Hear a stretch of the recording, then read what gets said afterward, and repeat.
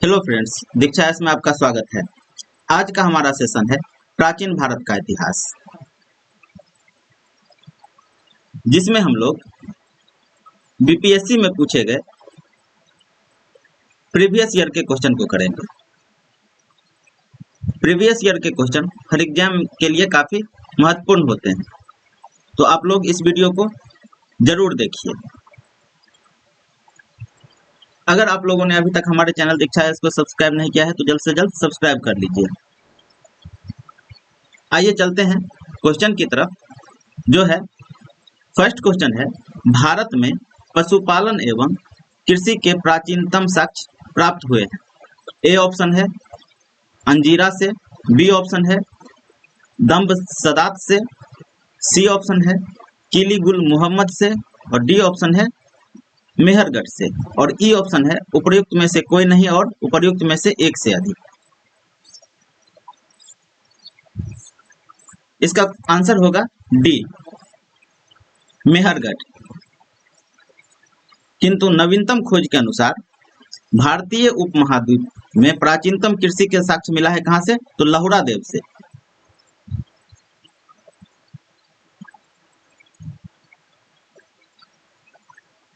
जब तक अनुसंधान नहीं हुआ था तब तक मेहरगढ़ पशुपालन एवं कृषि के लिए प्राचीनतम स्थल था, किंतु अब जो है लहुरा देव हो गया है। और चावल के जो प्राचीनतम साक्ष्य मिले हैं वह मिला है कोल्डी हवा से।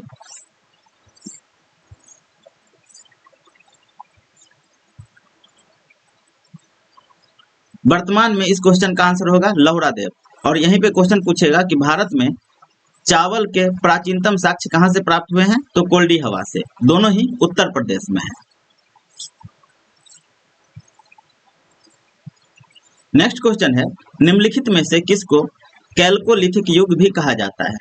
ए ऑप्शन है पुरापाषाण युग, बी ऑप्शन है नवपाषाण युग, सी ऑप्शन है ताम्रपाषाण युग और डी ऑप्शन है लौह युग। कैल्कोलिथिक युग ताम्रपाषाण युग को बोला जाता है। आंसर हो जाएगा सी ताम्रपाषाण युग। उस युग को कहा जाता है जिसमें तांबे के साथ साथ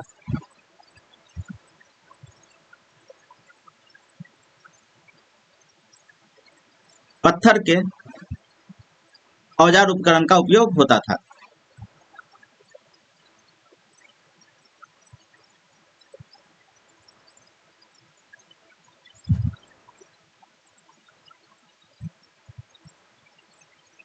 नेक्स्ट क्वेश्चन है, हड़प्पा में मिट्टी के बर्तनों पर सामान्यतः किस रंग का उपयोग हुआ था।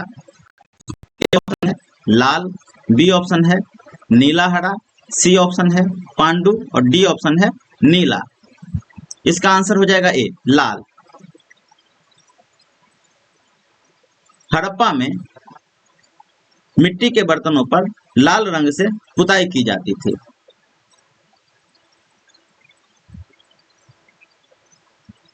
और निचले भाग में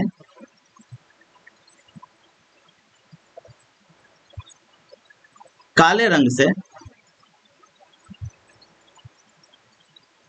विभिन्न प्रकार की चित्रकारी की जाती थी।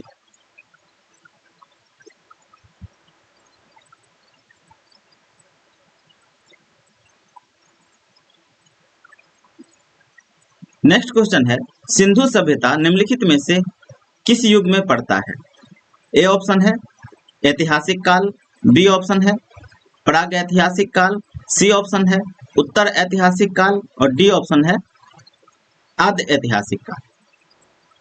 ऐतिहासिक काल उस काल को कहा जाता है जिस काल के लिखित प्रमाण उपलब्ध हैं।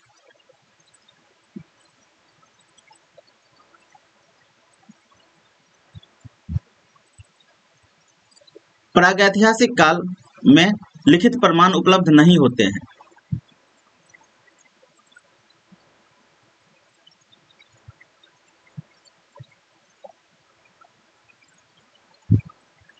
और आद्य इतिहास उसी काल को कहा जाता है जिस काल के लिखित प्रमाण तो उपलब्ध हैं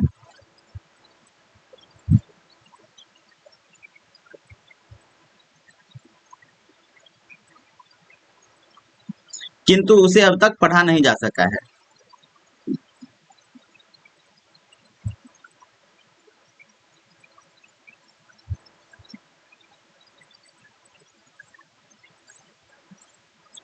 सिंधु सभ्यता जो है इस काल के लिखित प्रमाण हैं, किंतु अभी तक इसे पढ़ा नहीं जा सकता है, इसीलिए इसका आंसर हो जाएगा डी। नेक्स्ट क्वेश्चन है, सिंधु घाटी सभ्यता की सबसे महत्वपूर्ण विशेषता है। ए ऑप्शन है पक्की ईंट से बनी इमारत, बी ऑप्शन है प्रथम असली मेहराब, सी ऑप्शन है पूजा स्थल और डी ऑप्शन है कला और वास्तुकला और ई ऑप्शन है उपयुक्त में से कोई नहीं, उपयुक्त में से एक से अधिक। सिंधु घाटी की मुख्य विशेषता उसकी इमारत है, आंसर हो जाएगा ए। नेक्स्ट क्वेश्चन है, निम्नलिखित में से कौन सा एक हड़प्पा का बंदरगाह है। ए ऑप्शन है सिकंदरिया, बी ऑप्शन है लोथल, सी ऑप्शन है महास्थानगढ़ और डी ऑप्शन है नागपट्टनम। हड़प्पा का जो बंदरगाह है वह है लोथल, आंसर हो जाएगा बी। 7 नंबर क्वेश्चन है, निम्नलिखित में से कौन सा हड़प्पा कालीन स्थल गुजरात में है। ए ऑप्शन है लोथल, बी ऑप्शन है डाबरकोट, सी ऑप्शन है कालीबंगा, डी ऑप्शन है राखीगढ़ी और ई ऑप्शन है उपयुक्त में से कोई नहीं, उपयुक्त में से एक से अधिक। वर्तमान में जो है ई ऑप्शन को हटा दिया गया है, इसको याद रखेंगे। अब 4 ही ऑप्शन रहेंगे बीपीएससी में और निगेटिव होगा 1/3।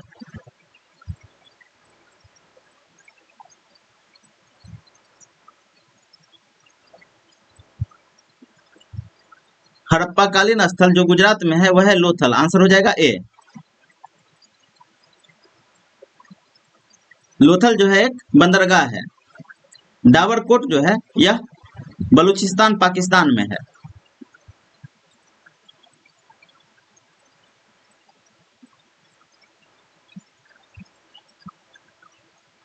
कालीबंगा राजस्थान में अवस्थित है और राखीगढ़ी हरियाणा में अवस्थित है।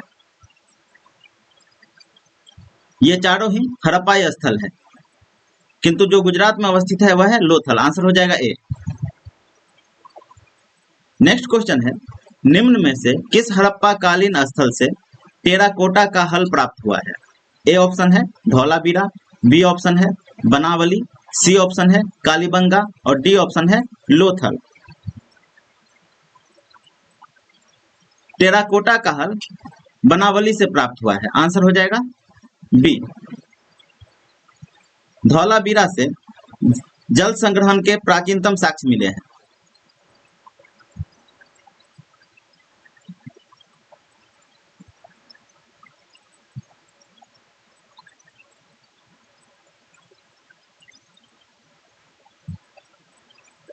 बनावली से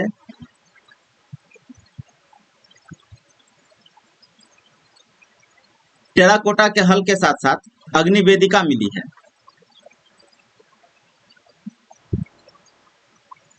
कालीबंगा से चूड़ी का कारखाना,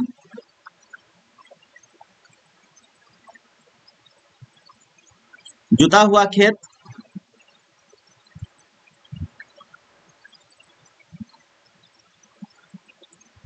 और अग्नि वेदी के साक्ष्य मिले हैं।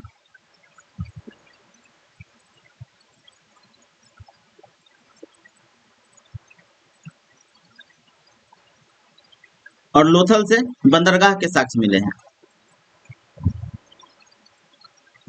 नेक्स्ट क्वेश्चन है, निम्नलिखित में से किस हड़प्पन नगर में जुते हुए खेतों के निशान मिले हैं। आंसर हो जाएगा ए कालीबंगा, अभी जस्ट पीछे किए हैं। जुते हुए खेतों के निशान कालीबंगा से मिला है।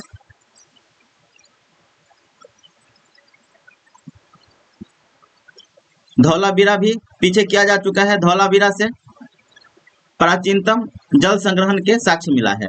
मोहनजोदड़ो से मिला है आपको विशाल अन्नागार,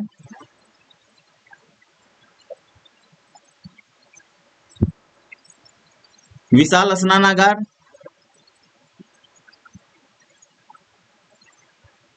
पशुपति की मुहर,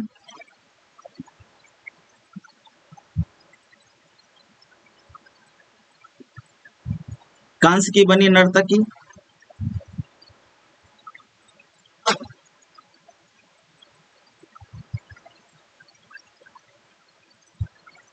सूती कपड़ा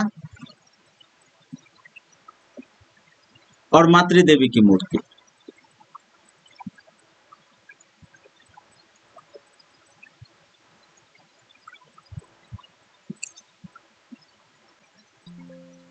नेक्स्ट क्वेश्चन है, निम्नलिखित में से कौन हड़प्पा और मोहनजोदड़ो के उत्खनन से संबंधित नहीं थे? नहीं पूछा जा रहा है। ए ऑप्शन है आर.डी. बनर्जी, बी ऑप्शन है के.एन. दीक्षित, सी ऑप्शन है एम.एस. वत्स और डी ऑप्शन है B A. Smith. R D. Banerjee, K N. Dixit, M S. Vats ये तीनों ही हड़प्पा और मोहनजोदड़ो के उत्खनन से संबंधित हैं, जबकि बी.ए. स्मिथ संबंधित नहीं है, इसलिए आंसर हो जाएगा डी। हड़प्पा का खोज दयाराम साहनी के द्वारा 1921 ईस्वी में किया गया है और आर.डी. बनर्जी के द्वारा मोहनजोदड़ो की खोज 1922 ईस्वी में किया गया है। इसके साथ ही एन.के. दीक्षित, अर्नेस्ट मैके,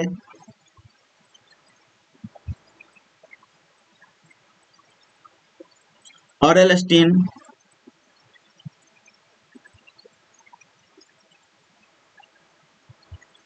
ए घोष,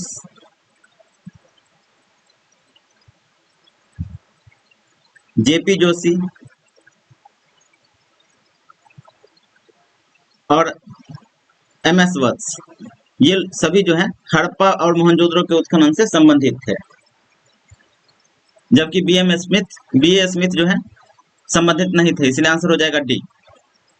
नेक्स्ट क्वेश्चन है, बोगाज कोई का महत्व इसलिए है कि ए ऑप्शन है वहां से अभिलेख प्राप्त हुए हैं जिसमें वैदिक देवी और देवताओं का वर्णन मिलता है, बी ऑप्शन है मध्य एशिया एवं तिब्बत के बीच एक महत्वपूर्ण व्यापारिक केंद्र जाना जाता है, सी ऑप्शन है वेद के मूल ग्रंथ की रचना यही हुई थी और डी ऑप्शन है उपर्युक्त में से कोई नहीं। बोगाज कोई जो है इसका महत्व है कि वहां जो अभिलेख प्राप्त हुआ है उसमें वैदिक देवी और देवताओं का वर्णन मिलता है, इसलिए आंसर हो जाएगा ए। इस अभिलेख में इंद्र, मित्र, वरुण,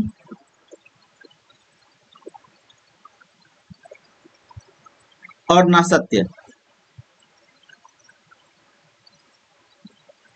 इन वैदिक देवताओं का वर्णन किया गया है बोगाज कोई अभिलेख में। इससे पता चलता है कि वैदिक आर्य जो है ईरान होते हुए भारत आए थे। यहाँ से भी क्वेश्चन पूछा जाता है कि बोगाज कोई में किन देवताओं का उल्लेख किया गया है, तो इसमें किया गया है इंद्र, मित्र, वरुण और नासत्य। नेक्स्ट क्वेश्चन है, प्रसिद्ध दशराज्य युद्ध, दस राजाओं का युद्ध किस नदी के तट पर लड़ा गया? ए ऑप्शन है गंगा, बी ऑप्शन है ब्रह्मपुत्र, सी ऑप्शन है कावेरी और डी ऑप्शन है पुरुषनी। प्रसिद्ध दशराज्य युद्ध जो है दस राजाओं और सुदास के बीच हुआ था, जिसमें सुदास की विजय हुई थी। यह युद्ध पुरुषनी नदी के किनारे हुआ था, इसलिए आंसर हो जाएगा डी। पुरुषनी नदी का आधुनिक नाम रावी नदी है।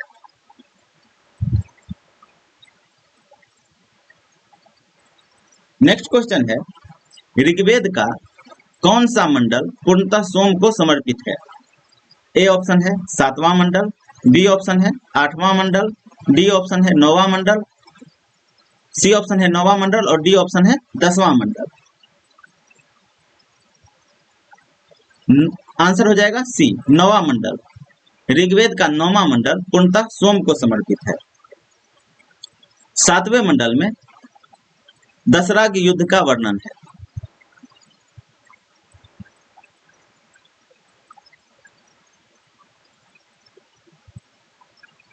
और 10वां मंडल जो है इसमें 4 वर्णों का उल्लेख है।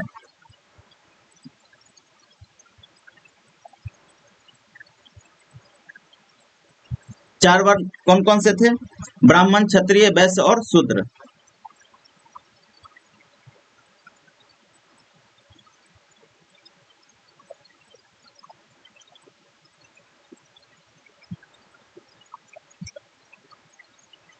नेक्स्ट क्वेश्चन है, ऋग्वेद संहिता का 9वां मंडल पूर्णतः किसको समर्पित है?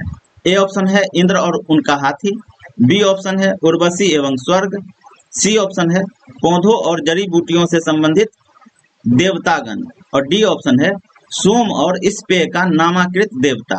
आंसर हो जाएगा डी। ऋग्वेद का 9वां मंडल जो है सोम और इस पेय का नामाकृत देवता को समर्पित है। आंसर हो जाएगा डी। नेक्स्ट क्वेश्चन है, गायत्री मंत्र किस पुस्तक में मिलता है? ए ऑप्शन है उपनिषद, बी ऑप्शन है भगवत गीता, सी ऑप्शन है ऋग्वेद और डी ऑप्शन है यजुर्वेद। गायत्री मंत्र जो है यह ऋग्वेद में मिलता है। आंसर हो जाएगा सी। गायत्री मंत्र का उल्लेख ऋग्वेद के 3य मंडल में है। गायत्री मंत्र के रचनाकार कौन है? गायत्री मंत्र के रचनाकार महर्षि विश्वामित्र हैं।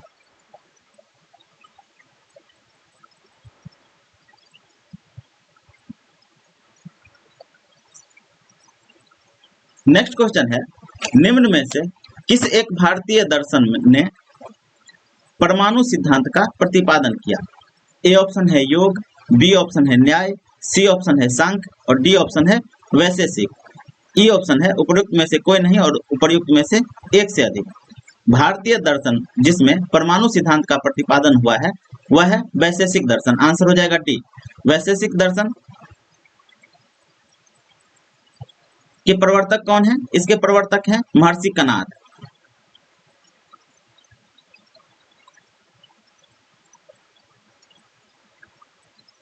वैशेषिक दर्शन में कहा गया है कि सृष्टि का निर्माण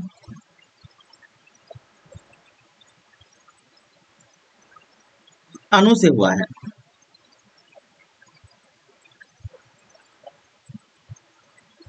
इसलिए आंसर हो जाएगा डी वैशेषिक। नेक्स्ट क्वेश्चन है, महावीर स्वामी का जन्म कहाँ हुआ था? ए ऑप्शन है कुंडग्राम, बी ऑप्शन है पाटलिपुत्र, सी ऑप्शन है मगध और डी ऑप्शन है वैशाली। महावीर स्वामी का जन्म कुंडग्राम में हुआ था। आंसर हो जाएगा ए। कब? तो 599 ईसा पूर्व।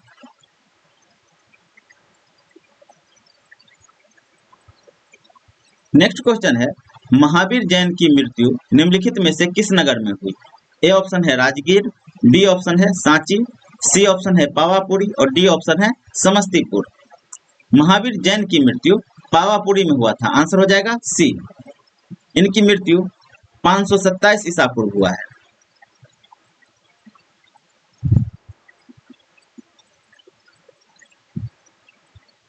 नेक्स्ट क्वेश्चन है, भगवान महावीर का प्रथम शिष्य था। ए ऑप्शन है जामाली, बी ऑप्शन है योशुद्ध, सी ऑप्शन है विपिन और डी ऑप्शन है प्रभास। भगवान महावीर का प्रथम शिष्य जामाली था। आंसर हो जाएगा ए। जामाली जो है भगवान महावीर के दामाद थे और इनके प्रथम शिष्य भी थे। और महावीर स्वामी की पुत्री का नाम था प्रियदर्शना।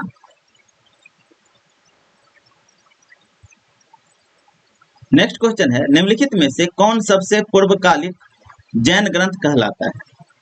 ए ऑप्शन है 12 अंग, बी ऑप्शन है 12 उपांग, सी ऑप्शन है 14 पूर्व और डी ऑप्शन है 14 उपपूर्व। सबसे पूर्वकालिक जैन ग्रंथ 14 पूर्व है। आंसर हो जाएगा सी। नेक्स्ट क्वेश्चन है, महात्मा बुद्ध ने अपना पहला धर्मचक्र प्रवर्तन किस स्थान पर दिया था? ए ऑप्शन है लुम्बिनी, बी ऑप्शन है सारनाथ, सी ऑप्शन है पाटलिपुत्र और डी ऑप्शन है वैशाली। महात्मा बुद्ध ने अपना पहला उपदेश जो है सारनाथ में दिया था। आंसर हो जाएगा बी, जिसे धर्मचक्र प्रवर्तन कहा जाता है। नेक्स्ट क्वेश्चन है, महात्मा बुद्ध का महापरिनिर्वाण कहाँ हुआ था? बौद्ध धर्म में महापरिनिर्वाण का अर्थ होता है मृत्यु। ए ऑप्शन है लुम्बिनी, बी ऑप्शन है बोधगया, सी ऑप्शन है कुशीनगर और डी ऑप्शन है कपिलवस्तु। महात्मा बुद्ध का को महापरिनिर्वाण जो है कुशीनगर में हुआ था। आंसर हो जाएगा सी। कब? तो 483 BC में। नेक्स्ट क्वेश्चन है, त्रिपिटक किसकी धार्मिक पुस्तक है? ए ऑप्शन है जैन, बी ऑप्शन है हिंदू, सी ऑप्शन है पारसी और डी ऑप्शन है बौद्ध। ई ऑप्शन है उपयुक्त में से कोई नहीं और उपयुक्त में से एक से अधिक। त्रिपिटक जो है बौद्धों का धार्मिक पुस्तक है। आंसर हो जाएगा डी।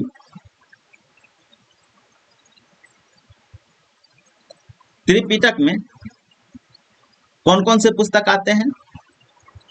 सुत्त पिटक, विनय पिटक और अभिधम पिटक।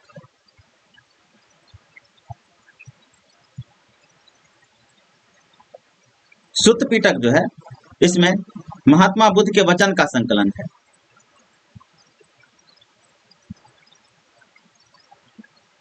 विनय पिटक में संघ संबंधी नियम बताए गए हैं।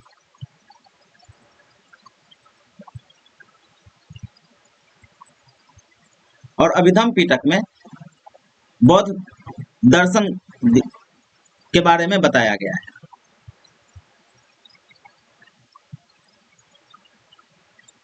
नेक्स्ट क्वेश्चन है, त्रिरत्न या तीन रत्न जैसे सटीक ज्ञान, सच्ची आस्था, सटीक क्रिया निम्न में से किससे संबंधित है?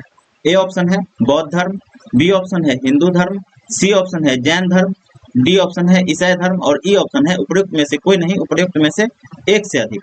त्रिरत्न, सटीक ज्ञान, सच्ची आस्था, सटीक क्रिया, यह जो है जैन धर्म से संबंधित है। आंसर हो जाएगा सी। बौद्ध धर्म का त्रिरत्न बुद्ध, धम्म और संघ है।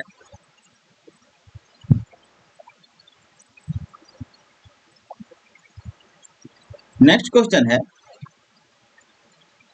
निम्नलिखित में से कौन सी बात बौद्ध धर्म तथा जैन धर्म में समान नहीं है?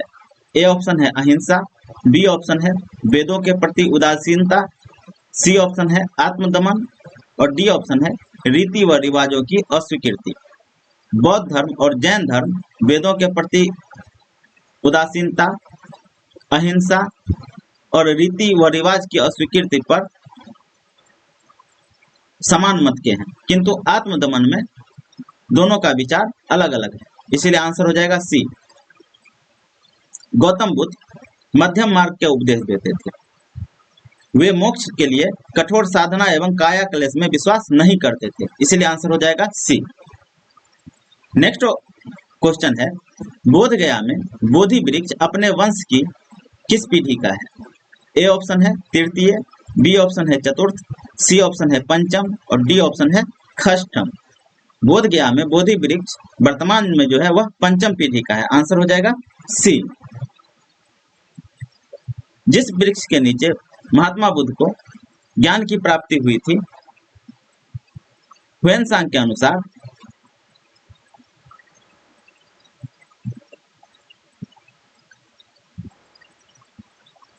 सातवीं शताब्दी में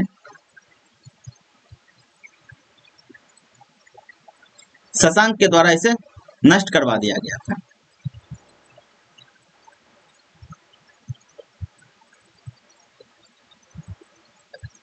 इसके बाद कई और वृक्ष लगाए गए और जो अभी वर्तमान में जो वृक्ष है वह पंचम पीढ़ी का है, जिसे अलेक्जेंडर कनिंघम के द्वारा लगवाया गया था।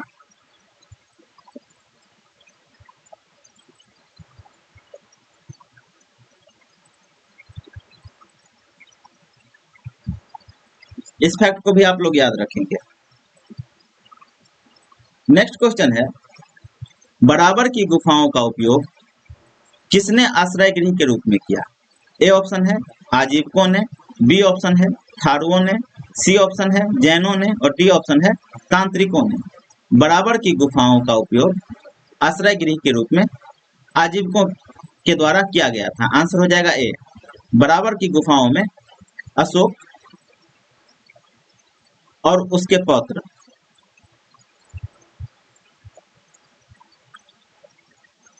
दशरथ के द्वारा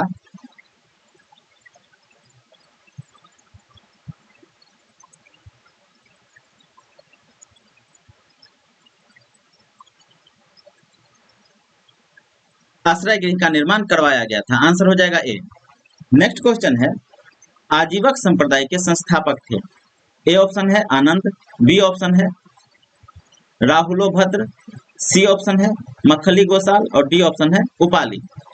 आजीवक संप्रदाय के संस्थापक मक्खली गोसाल थे। आंसर हो जाएगा सी। 29 नंबर क्वेश्चन है, पाटलिपुत्र के संस्थापक थे। ए ऑप्शन है उदयन, बी ऑप्शन है बिंबिसार, सी ऑप्शन है अशोक और डी ऑप्शन है महापद्मनंद। आंसर हो जाएगा ए उदयन। पाटलिपुत्र के संस्थापक उदयन थे।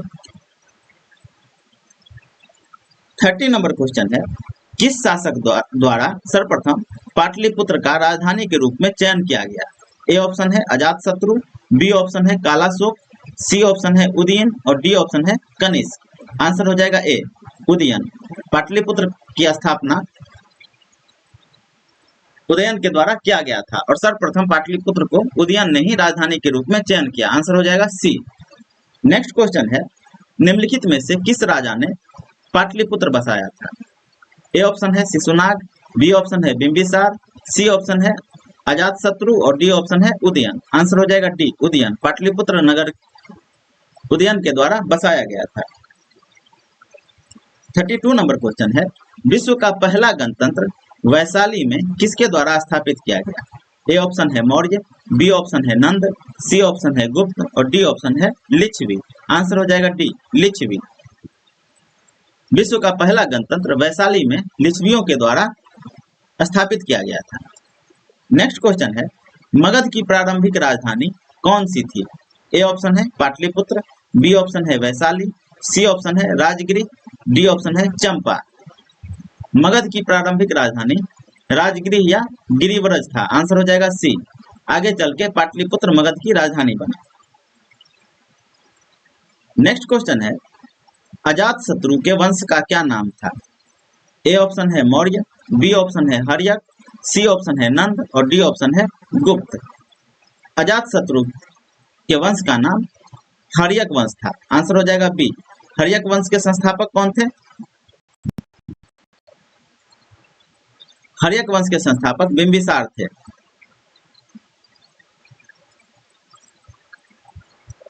नेक्स्ट क्वेश्चन है, सेंड्रोकोटस से चंद्रगुप्त मौर्य की पहचान किसने की। ए ऑप्शन है विलियम जोन्स, बी ऑप्शन है बी स्मिथ, सी ऑप्शन है आर के मुखर्जी और डी ऑप्शन है डी आर भंडारकर। सेंड्रोकोटस के रूप में चंद्रगुप्त मौर्य की पहचान विलियम जोन्स के द्वारा किया गया है। आंसर हो जाएगा ए। नेक्स्ट क्वेश्चन है, ब्राह्मी लिपि को सर्वप्रथम किसने पढ़ा। ए ऑप्शन है ए कनिंघम, बी ऑप्शन है ए एच दानी, सी ऑप्शन है ब्यूलर और डी ऑप्शन है जेम्स प्रिंसेप। ब्राह्मी लिपि को सबसे पहले जेम्स प्रिंसेप के द्वारा पढ़ा गया था। आंसर हो जाएगा डी। नेक्स्ट क्वेश्चन है, मेगास्थनीज की पुस्तक का क्या नाम है। ए ऑप्शन है अर्थशास्त्र, बी ऑप्शन है ऋग्वेद, सी ऑप्शन है पुराण, डी ऑप्शन है इंडिका। मेगास्थनीज की पुस्तक का नाम इंडिका है। आंसर हो जाएगा डी। 38 नंबर क्वेश्चन है, मेगास्थनीज दूत था। ए ऑप्शन है सेल्यूकस का, बी ऑप्शन है सिकंदर का, सी ऑप्शन है डेरियस का, डी ऑप्शन है यूनानियों का और ई ऑप्शन है उपयुक्त में से कोई नहीं, उपयुक्त में से एक से अधिक। मेगास्थनीज सेल्यूकस का राजदूत था जो कि चंद्रगुप्त मौर्य के दरबार में आया था। आंसर हो जाएगा ए। नेक्स्ट क्वेश्चन है, अंतिम मौर्य सम्राट था। ए ऑप्शन है जालौक, बी ऑप्शन है अवंती वर्मा, सी ऑप्शन है नंदी वर्धन और डी ऑप्शन है वृद्धरथ। अंतिम मौर्य सम्राट वृद्धरथ था। आंसर हो जाएगा डी, जिसकी हत्या उसके सेनापति ने कर दी। उस सेनापति का क्या नाम था। उसका नाम था पुष्यमित्र शुंग।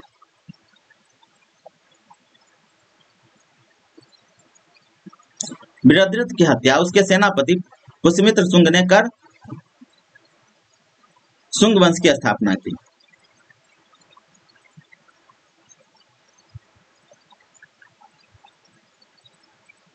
आंसर हो जाएगा डी। नेक्स्ट क्वेश्चन है, किस अभिलेख में रुद्रदामन प्रथम की विभिन्न उपलब्धियां वर्णित है।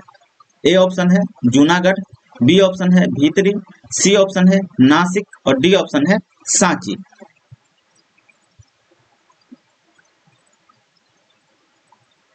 रुद्रदामन की विभिन्न उपलब्धियां जूनागढ़ अभिलेख में वर्णित है। आंसर हो जाएगा ए। 41 नंबर क्वेश्चन है, निम्नलिखित राजाओं में से किसका जैन धर्म के प्रति भारी झुकाव था?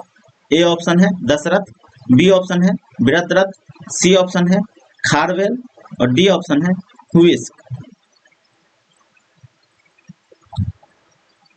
खारवेल का झुकाव जैन धर्म के प्रति था। आंसर हो जाएगा सी। नेक्स्ट क्वेश्चन है, कलिंग नरेश खारवेल का संबंध था। ए ऑप्शन है महामेघवाहन वंश, बी ऑप्शन है चेदी वंश, सी ऑप्शन है सातवाहन वंश, डी ऑप्शन है रठभोजक वंश और ई ऑप्शन है उपयुक्त में से कोई नहीं, उपयुक्त में से एक से अधिक।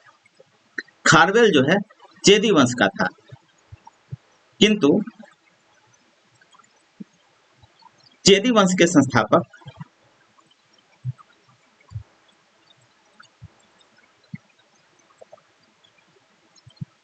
महामेघवाहन नाम का व्यक्ति था।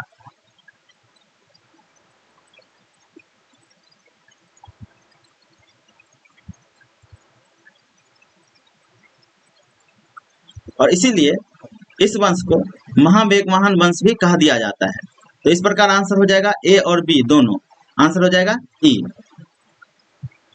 कलिंग नरेश खारवेल का संबंध महामेघवाहन वंश और चेदी वंश से था। दोनों एक ही वंश है। वंश था चेदी वंश और संस्थापक था महामेघवाहन, और इसे महामेघवाहन वंश भी कह दिया जाता है। नेक्स्ट क्वेश्चन है, प्राचीन भारत का नेपोलियन किसे कहा जाता है? ए ऑप्शन है चंद्रगुप्त मौर्य, बी ऑप्शन है पुष्यमित्र, सी ऑप्शन है कनिष्क और डी ऑप्शन है समुद्रगुप्त। प्राचीन भारत का नेपोलियन समुद्रगुप्त को कहा जाता है। आंसर हो जाएगा डी। इतिहासकार जो है विंसेंट स्मिथ, इसकी पुस्तक का नाम है early history of India.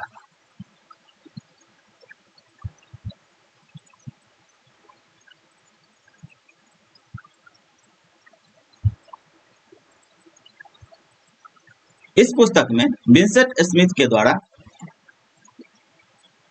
Samudragupta के विजयों से प्रभावित होकर समुद्रगुप्त को भारतीय नेपोलियन की संज्ञा दी गई है। नेक्स्ट क्वेश्चन है, गुप्त सम्राट जिसने हुनों को पराजित किया था। ए ऑप्शन है समुद्रगुप्त, बी ऑप्शन है चंद्रगुप्त द्वितीय, सी ऑप्शन है स्कंदगुप्त और डी ऑप्शन है रामगुप्त। आंसर हो जाएगा सी स्कंदगुप्त। हुनों को स्कंदगुप्त के द्वारा पराजित किया गया था। कब? तो 455 ईस्वी में।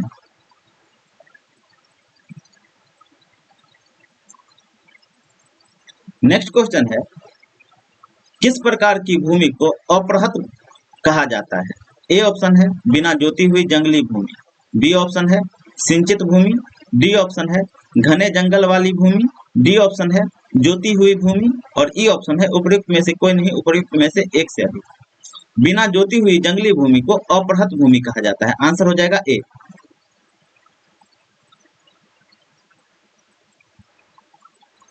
नेक्स्ट क्वेश्चन है, चीनी यात्री सुंग युन ने भारत की यात्रा की। ए ऑप्शन है 515 ईस्वी से 520 ईस्वी, बी ऑप्शन है 525 ईस्वी से 529 ईस्वी, सी ऑप्शन है 545 से 552 ईस्वी, डी ऑप्शन है 592 से 597 ईस्वी और ई ऑप्शन है उपयुक्त में से कोई नहीं, उपयुक्त में से एक से अधिक। चीनी यात्री सुन युंग जो है 518 ईस्वी में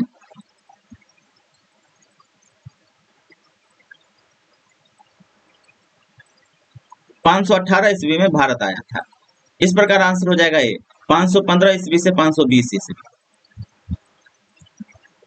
नेक्स्ट क्वेश्चन है, हर्षवर्धन के शासनकाल में किस चीनी यात्री ने भारत की यात्रा की? ए ऑप्शन है फाहियान, बी ऑप्शन है हुएनसांग, सी ऑप्शन है इत्सिंग और डी ऑप्शन है तारानाथ। हर्षवर्धन के काल में हुएनसांग भारत आया था और फाहियान जो है चंद्रगुप्त द्वितीय के काल में भारत आया था।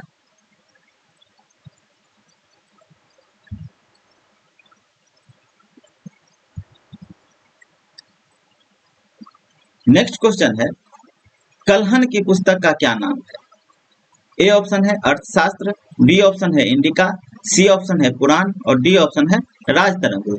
कलहन की पुस्तक का नाम राजतरंगिणी है। आंसर हो जाएगा डी। राजतरंगिणी जो है यह कश्मीर का इतिहास है।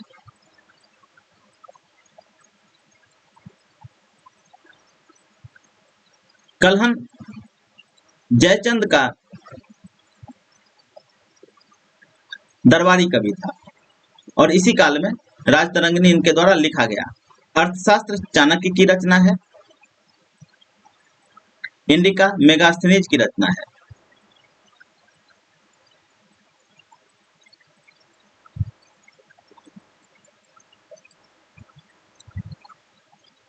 नेक्स्ट क्वेश्चन है, उदंतपुर शिक्षा केंद्र निम्न में से किस राज्य में अवस्थित था?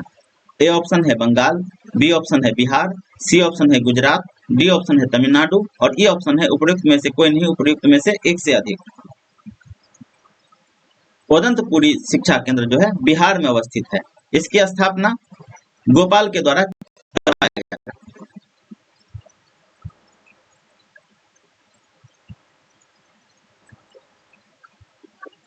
नेक्स्ट क्वेश्चन है, कर्नाट वंश का संस्थापक कौन था?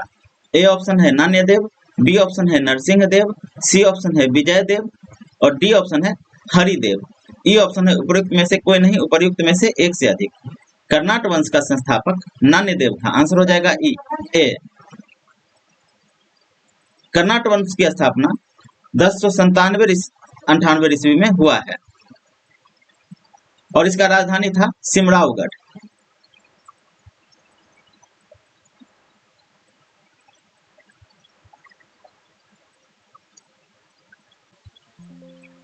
नेक्स्ट क्वेश्चन है, कर्नाट वंश का अंतिम शासक कौन था?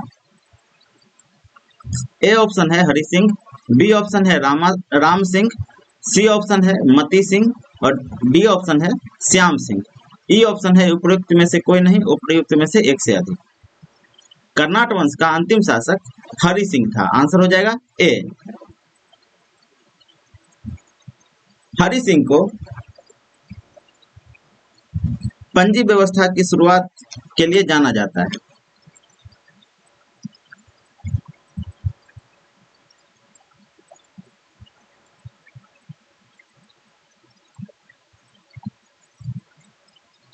नेक्स्ट क्वेश्चन है, किस काल में अछूत की अवधारणा स्पष्ट रूप से उद्धृत हुई थी? ए ऑप्शन है ऋग्वैदिक काल, बी ऑप्शन है उत्तर वैदिक काल, सी ऑप्शन है उत्तर गुप्त काल और डी ऑप्शन है धर्मशास्त्र काल। अछूत की अवधारणा स्पष्ट रूप से धर्मशास्त्र के समय में उद्धृत हुई। आंसर हो जाएगा डी। नेक्स्ट क्वेश्चन है, कनिष्क के शासनकाल में बौद्ध सभा किस नगर में आयोजित की गई थी? ए ऑप्शन है मगध, बी ऑप्शन है पाटलिपुत्र, सी ऑप्शन है कश्मीर और डी ऑप्शन है राजगिरी। कनिष्क के शासनकाल में चौथी बौद्ध सभा आयोजित की गई थी कश्मीर के कुंडलवन में।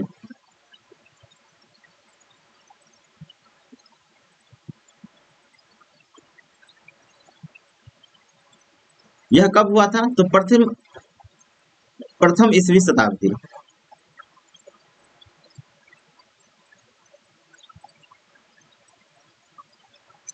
चौथी बौद्ध सभा के अध्यक्ष थे वसुमित्र और उपाध्यक्ष थे अश्वघोष।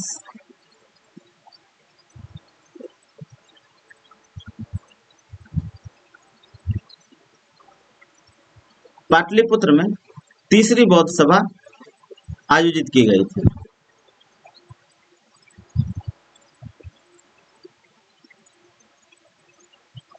और इस समय शासक था अशोक। राजगृह में प्रथम बौद्ध संगीति आयोजित की गई थी।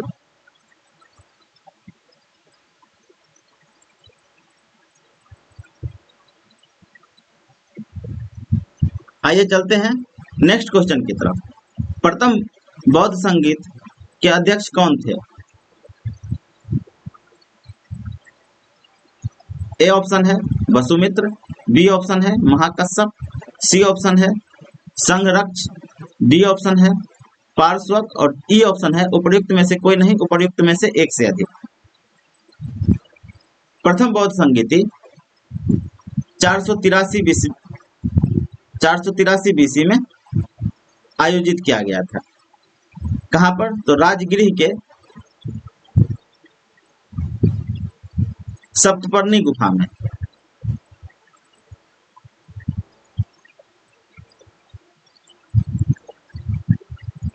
इसका अध्यक्ष था महाकश्यप और इस समय शासक था अजातशत्रु।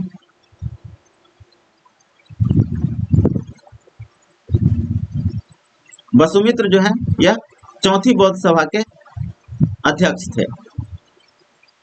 नेक्स्ट क्वेश्चन है भगवान बुद्ध के महापरिनिर्वाण के बाद पहली बौद्ध संगीति हुई थी। ए ऑप्शन है राजगीर या राजगृह, बी ऑप्शन है गया, सी ऑप्शन है पाटलिपुत्र, डी ऑप्शन है वैशाली, ई ऑप्शन है उपर्युक्त में से कोई नहीं, उपर्युक्त में से एक से अधिक। पहली बौद्ध संगीति राजगीर में आयोजित किया गया था 483 बीसी में। नेक्स्ट क्वेश्चन है बुद्ध के जीवन की 4 महत्वपूर्ण घटनाओं और उनके संबंध 4 स्थानों का उल्लेख नीचे है। यह 2 स्तंभों 1 और 2 में अंकित है। इसको आपको इसका सुमेल करना है। जन्म, बुद्ध का जन्म कहाँ पर हुआ था? तो लुम्बिनी में। ज्ञान प्राप्ति हुआ था बोध गया में। प्रथम उपदेश सारनाथ में दिए थे और निधन कुशीनगर में हुआ था। ए का हो जाएगा 3, 2 का हो जाएगा 2, 3 का हो जाएगा 1 और 4 का हो जाएगा 4। आंसर हो जाएगा सी। 57 नंबर क्वेश्चन है बोध गया में किसे ज्ञान की प्राप्ति हुई थी? ए ऑप्शन है महावीर स्वामी, बी ऑप्शन है गौतम बुद्ध, सी ऑप्शन है सिमंदर स्वामी, डी ऑप्शन है पार्श्वनाथ स्वामी, ई ऑप्शन है उपर्युक्त में से कोई नहीं, उपर्युक्त में से एक से अधिक। बोध गया में गौतम बुद्ध को ज्ञान की प्राप्ति हुई थी। आंसर हो जाएगा बी। निरंजना नदी के तट पर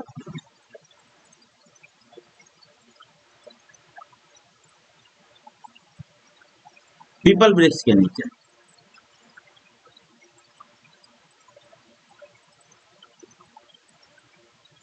महावीर स्वामी को ज्ञान की प्राप्ति हुई है जिरंभिक ग्राम के निकट।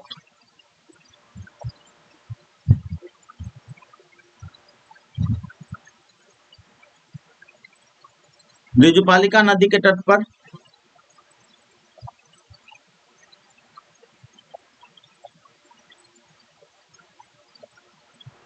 साल वृक्ष के नीचे।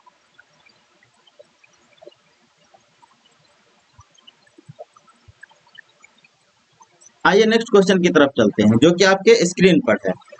बोध गया में महाबोधि मंदिर बनवाया गया जहां ए ऑप्शन है गौतम बुद्ध पैदा हुए थे, बी ऑप्शन है गौतम बुद्ध को ज्ञान की प्राप्ति हुई थी, सी ऑप्शन है गौतम बुद्ध ने अपना प्रथम प्रवचन दिया था और डी ऑप्शन है गौतम बुद्ध की मृत्यु हुई थी। बोध गया में जहां महाबोधि मंदिर बनाया गया है वहां पे गौतम बुद्ध को ज्ञान की प्राप्ति हुई थी। आंसर हो जाएगा बी। इसका निर्माण सम्राट अशोक के द्वारा 3री शताब्दी में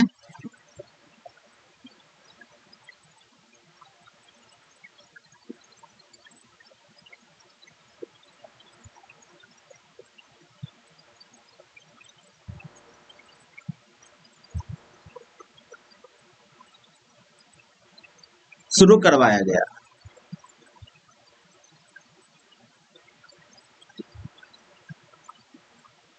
और इसका निर्माण 5वीं सदी में पूरा हुआ।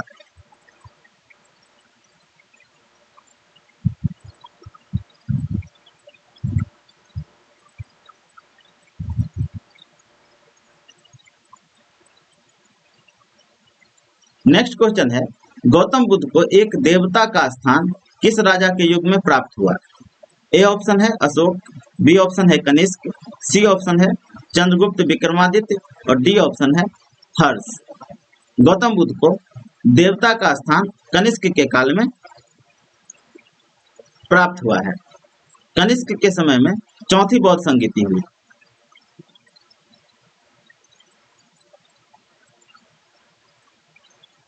इस संगीति में बौद्ध धर्म दो भागों में बट गया, हीनयान और महायान।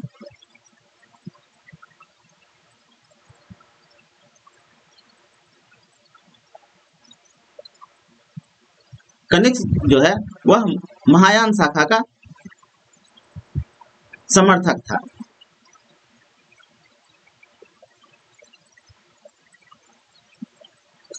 महायान शाखा में बुद्ध को देवता माना गया।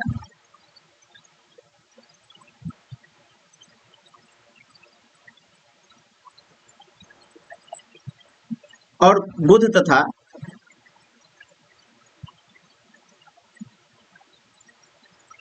बोधिसत्वों की पूजा प्रारंभ हुई।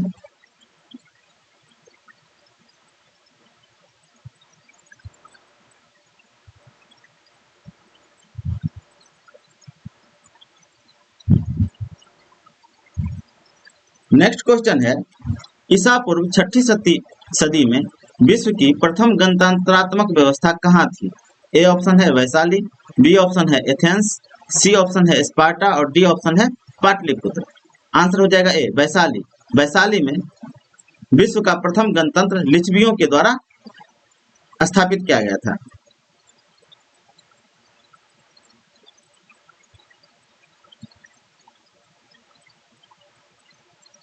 नेक्स्ट क्वेश्चन है, 16 महाजनपदों की सूची उपलब्ध है। ए ऑप्शन है महाभारत, बी ऑप्शन है अंगुत्तर निकाय, सी ऑप्शन है छंदोग्य उपनिषद और डी ऑप्शन है संयुक्त निकाय। 16 महाजनपदों की सूची अंगुत्तर निकाय में मिलता है। आंसर हो जाएगा बी अंगुत्तर निकाय। एक निकाय जो है यह बौद्ध ग्रंथ है। एक और ग्रंथ है भगवती सूत्र, इसमें भी 16 महाजनपदों की सूची उपलब्ध है। यह जैन ग्रंथ है।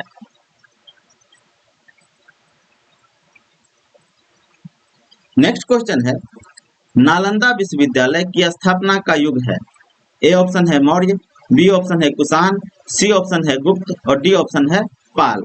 नालंदा विश्वविद्यालय की स्थापना गुप्त काल में हुआ है। आंसर हो जाएगा सी। 5वीं शताब्दी के मध्य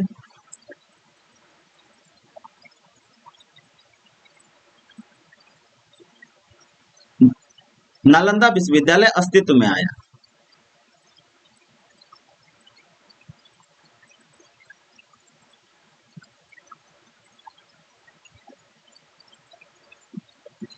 इसी विश्वविद्यालय में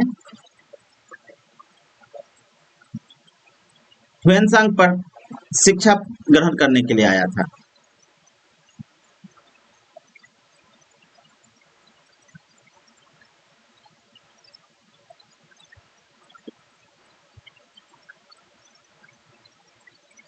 नालंदा विश्वविद्यालय की स्थापना का श्रेय कुमारगुप्त को जाता है।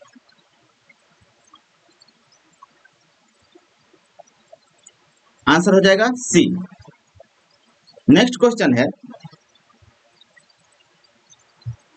नालंदा विश्वविद्यालय किस लिए प्रसिद्ध था?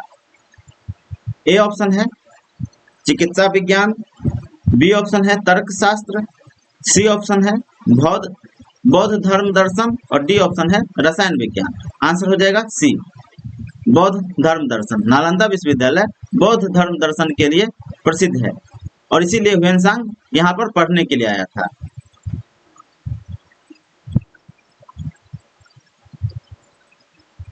नेक्स्ट क्वेश्चन है, मध्यकालीन भारत में मनसबदारी व्यवस्था क्यों लागू की गई थी?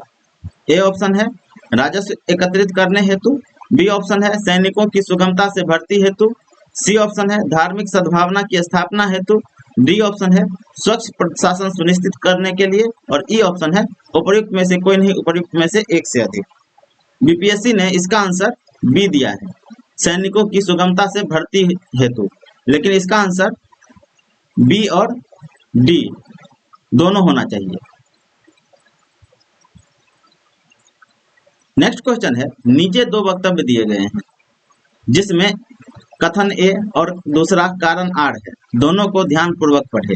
कथन ए, 12वीं शताब्दी के अंत तक नालंदा महाविहार का पतन हो गया। बिल्कुल सही है, एक कथन ए बिल्कुल सही है। और कारण आर, महाविहार को राजकीय प्रश्रय मिलना बंद हो गया था। आर भी बिल्कुल सही है। 12वीं शताब्दी तक नालंदा महाविहार को राजकीय प्रश्रय मिलना बंद हो गया था, किंतु यह नालंदा महाविहार के पतन का कारण नहीं था। नालंदा महाविहार के पतन का कारण था बख्तियार खिलजी।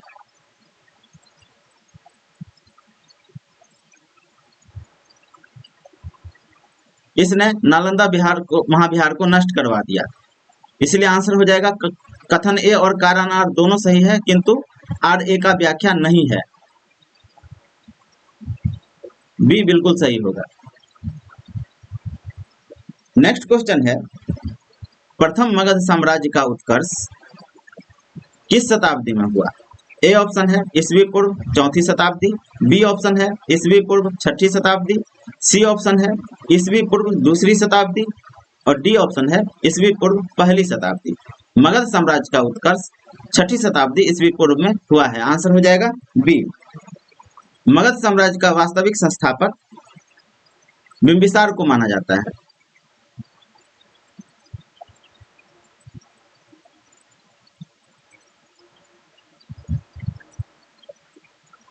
बिंबिसार ने हर्यक वंश की स्थापना की।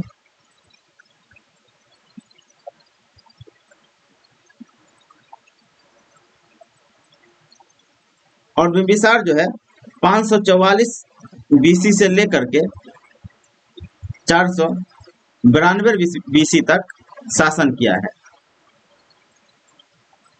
इसलिए आंसर हो जाएगा बी, 6वीं शताब्दी ईस्वी पूर्व। नेक्स्ट क्वेश्चन है, मगध की राजधानी कौन सी थी? यहाँ पे पूछा जा रहा है कि मगध की राजधानी कौन सी थी। ए ऑप्शन है पाटलिपुत्र, बी ऑप्शन है वैशाली, सी ऑप्शन है गिरिब्रज या राजगिरी और डी ऑप्शन है चंपा। मगध साम्राज्य की राजधानी सबसे पहले राजगिरी था, फिर पाटलिपुत्र हुआ और पाटलिपुत्र गुप्त काल तक मगध साम्राज्य की मगध राजधानी रहा है और कुछ समय के लिए वैशाली भी मगध का राजधानी रहा है। इसलिए आंसर हो जाएगा ए, बी और सी तीनों। नेक्स्ट क्वेश्चन है, प्राचीन महाजनपद मगध की प्रथम राजधानी कौन सी थी? यहाँ पे प्रथम राजधानी पूछा जा रहा है। वहां पे पिछले क्वेश्चन में सिर्फ पूछा जा रहा था कि मगध की राजधानी कौन सी थी, और यहाँ पे पूछा जा रहा है प्रथम राजधानी कौन सी थी। ए ऑप्शन है पाटलिपुत्र, बी ऑप्शन है वैशाली, सी ऑप्शन है चंपा, डी ऑप्शन है अंग। इसका आंसर हो जाएगा ई। प्राचीन महाजनपद मगध की प्रथम राजधानी राजगीर या राजगिरी था।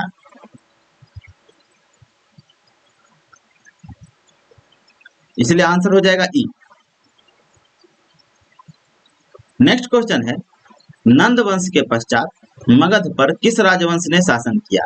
ए ऑप्शन है मौर्य, बी ऑप्शन है शुंग, सी ऑप्शन है गुप्त और डी ऑप्शन है कुषाण।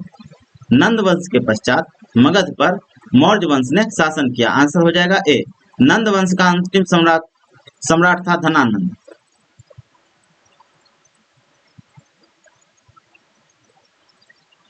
जिसकी हत्या चंद्रगुप्त मौर्य के द्वारा की गई।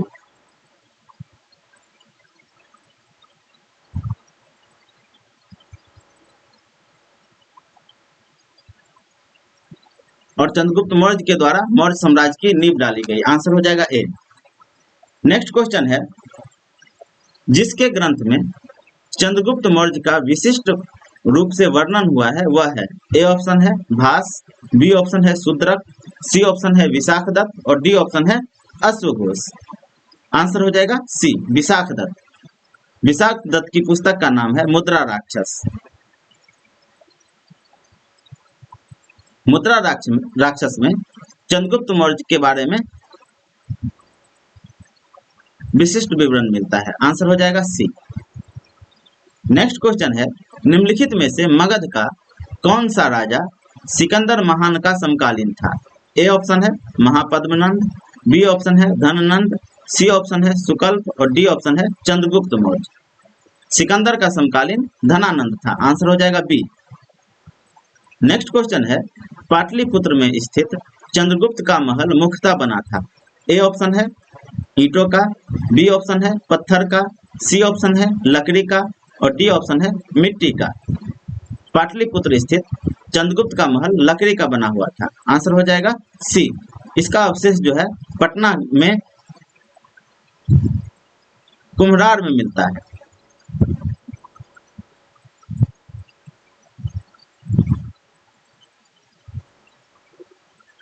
नेक्स्ट क्वेश्चन है अष्टप्रधान का गठन किसने किया? चंद्रगुप्त, अशोक, हर्षवर्धन, शिवाजी, उपर्युक्त में से कोई नहीं, उपर्युक्त में से एक से अधिक। अष्टप्रधान का गठन शिवाजी के द्वारा किया गया था। आंसर हो जाएगा डी। नेक्स्ट क्वेश्चन है निम्नलिखित में से किस मौर्य राजा ने दक्कन की विजय प्राप्त की? ए ऑप्शन है अशोक, बी ऑप्शन है चंद्रगुप्त, सी ऑप्शन है बिंदुसार और डी ऑप्शन है कुणाल। आंसर हो जाएगा बी चंद्रगुप्त। इसकी जानकारी कहाँ से मिलती है? तो इसकी जानकारी मिलती है रुद्रदामन के जूनागढ़ अभिलेख से।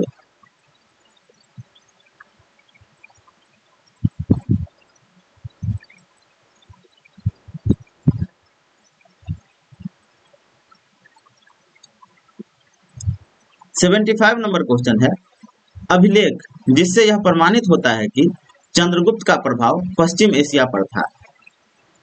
ए ऑप्शन है कलिंग शिलालेख, बी ऑप्शन है अशोक का गिरनाल शिलालेख, सी ऑप्शन है रुद्रदामन का जूनागढ़ शिलालेख, डी ऑप्शन है अशोक का सोपरा शिलालेख। अभी जस्ट किए हैं। आंसर हो जाएगा सी रुद्रदामन का जूनागढ़ शिलालेख। रुद्रदामन के जूनागढ़ शिलालेख में कहा गया है कि चंद्रगुप्त का प्रांतीय गवर्नर जिसका नाम था पुष्यगुप्त, इसने सौराष्ट्र क्षेत्र में सुदर्शन झील का निर्माण करवाया था।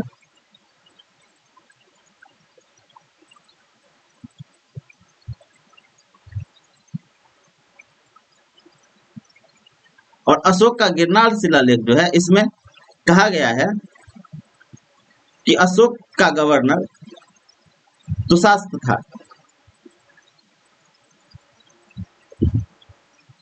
इसने सुदर्शन झील की मरम्मत करवाई।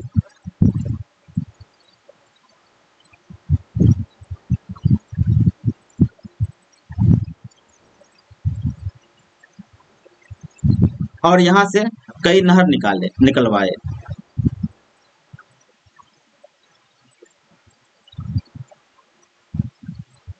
ये दोनों ही शिलालेख एक ही जगह पर है। गिरनार जो है पर्वत का नाम है जहां पे जूनागढ़ शिलालेख मिला है और गिरनार शिलालेख दोनों मिला है। अशोक का सोपरा शिलालेख जो है इसमें इससे पता चलता है कि अशोक का साम्राज्य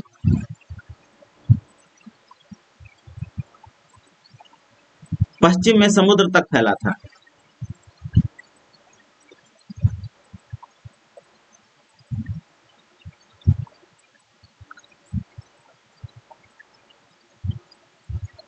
और कलिंग शिलालेख में कलिंग विजय की जानकारी मिलती है।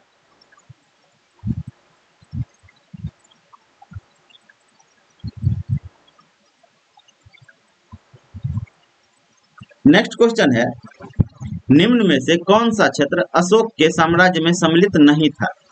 ए ऑप्शन है अफगानिस्तान, बी ऑप्शन है बिहार, सी ऑप्शन है श्रीलंका, डी ऑप्शन है कलिंग। अफगानिस्तान, बिहार और कलिंग अशोक के साम्राज्य में सम्मिलित था जबकि श्रीलंका सम्मिलित नहीं था, इसलिए आंसर हो जाएगा सी श्रीलंका।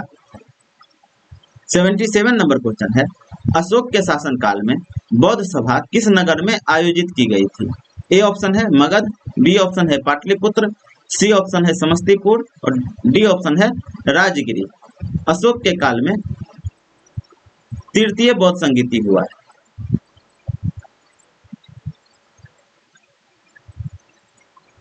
कहां पर? तो पाटलिपुत्र में। आंसर हो जाएगा बी। कब? तो 250 बीसी में। तृतीय बौद्ध संगीति में अभिधम पिटक का संकलन हुआ।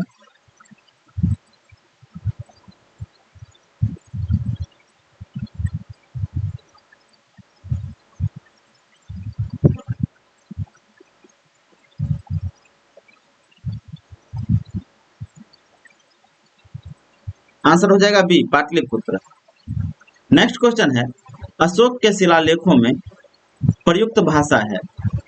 ए ऑप्शन है संस्कृत, बी ऑप्शन है प्राकृत, सी ऑप्शन है पाली और डी ऑप्शन है हिंदी। अशोक के शिलालेखों में प्रयुक्त भाषा है प्राकृत। आंसर हो जाएगा बी। अशोक का अधिकांश शिलालेख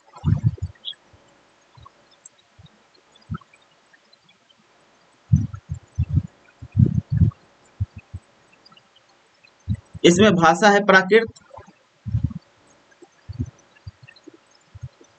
और लिपि है ब्राह्मी।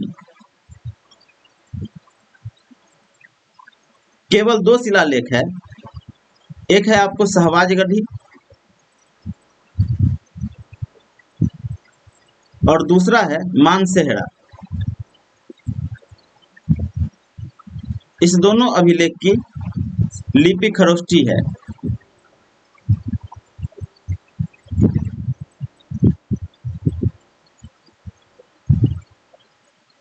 और एक अभिलेख मिला है आपको तक्षशिला से, जिसका नाम है,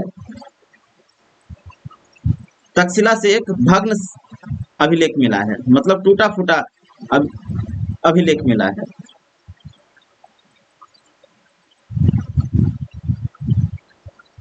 जिसकी लिपि है अरेमाइक।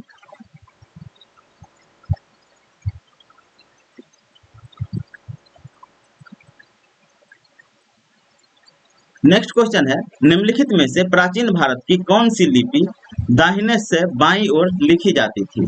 ए ऑप्शन है ब्राह्मी, बी ऑप्शन है शारदा, सी ऑप्शन है खरोष्टी, डी ऑप्शन है नंद नागरी और ई ऑप्शन है उपयुक्त में से कोई नहीं, उपयुक्त में से एक से अधिक।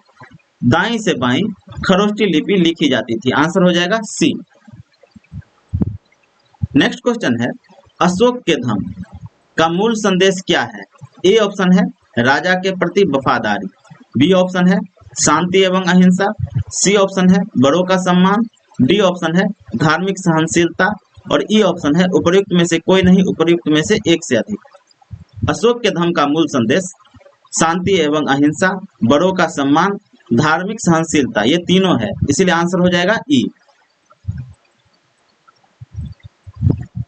81 नंबर क्वेश्चन, केवल वह स्तंभ जिसमें अशोक ने स्वयं को मगध का सम्राट बताया है। ए ऑप्शन है मस्की का लघु स्तंभ, बी ऑप्शन है रुमनदेही स्तंभ, सी ऑप्शन है क्वीन स्तंभ, डी ऑप्शन है भानु स्तंभ।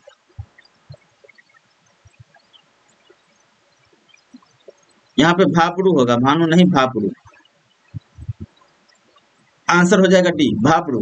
भापरू स्तंभ लेख में अशोक ने स्वयं को मगध का सम्राट बताया है। मास्की एवं गुर्जरा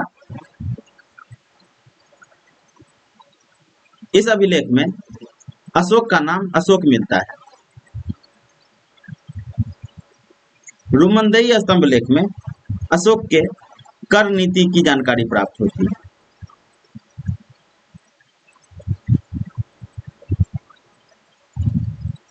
आंसर हो जाएगा डी, भापरू स्तंभ लेख। 82 नंबर क्वेश्चन, अपने शिलालेखों में अशोक सामान्यतः किस नाम से जाने जाते हैं? ए ऑप्शन है चक्रवर्ती, बी ऑप्शन है प्रियदर्शी, सी ऑप्शन है धर्मदेव, डी ऑप्शन है धर्मकीर्ति, ई ऑप्शन है उपयुक्त में से कोई नहीं और उपयुक्त में से एक से अधिक। अशोक सामान्यतः प्रियदर्शी के नाम से जाने जाते हैं। आंसर हो जाएगा बी। 83 नंबर क्वेश्चन, कौटिल्य के अर्थशास्त्र में किस पहलू पर प्रकाश डाला गया है? ए ऑप्शन है आर्थिक जीवन, बी ऑप्शन है राजनीतिक नीतियां, सी ऑप्शन है धार्मिक जीवन और डी ऑप्शन है सामाजिक जीवन। कौटिल्य के अर्थशास्त्र में आर्थिक जीवन, राजनीतिक नीतियां और सामाजिक जीवन, इस तीनों पर प्रकाश डाला गया है, किंतु इसमें से सबसे उपयुक्त होगा राजनीतिक नीतियां, इसलिए आंसर हो जाएगा बी। नेक्स्ट क्वेश्चन है, कौटिल्य की पुस्तक अर्थशास्त्र किस विषय पर आधारित है? ए ऑप्शन है आर्थिक संबंध, बी ऑप्शन है शासन के सिद्धांत और अभ्यास, सी ऑप्शन है विदेश नीति, डी ऑप्शन है धन संचय और ई ऑप्शन है उपयुक्त में से कोई नहीं, उपयुक्त में से एक से अधिक। अभी जस्ट पीछे क्वेश्चन किए हैं, इसका आंसर हो जाएगा ई। अर्थशास्त्र में आर्थिक संबंध, शासन कला के सिद्धांत एवं अभ्यास और विदेश नीति, इस तीनों पर प्रकाश पड़ता है, साथ ही सामाजिक जीवन पर भी प्रकाश पड़ता है, इसीलिए आंसर हो जाएगा ई। 85 नंबर क्वेश्चन है, मेगास्थनीज ने भारतीय समाज को कितनी श्रेणियों में विभाजित किया? ए ऑप्शन है 4, बी ऑप्शन है 5, सी ऑप्शन है 6 और डी ऑप्शन है 7। आंसर हो जाएगा डी 7।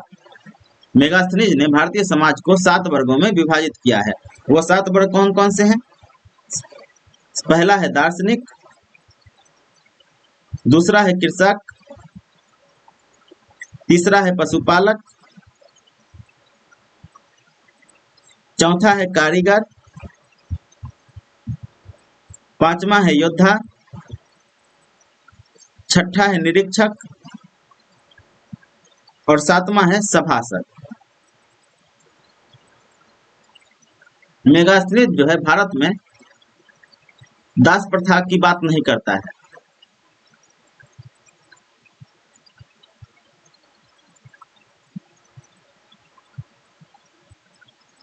इनका मानना था कि भारत में दास प्रथा प्रचलित नहीं था। इस फैक्ट को भी आप लोग याद रखेंगे। नेक्स्ट क्वेश्चन है,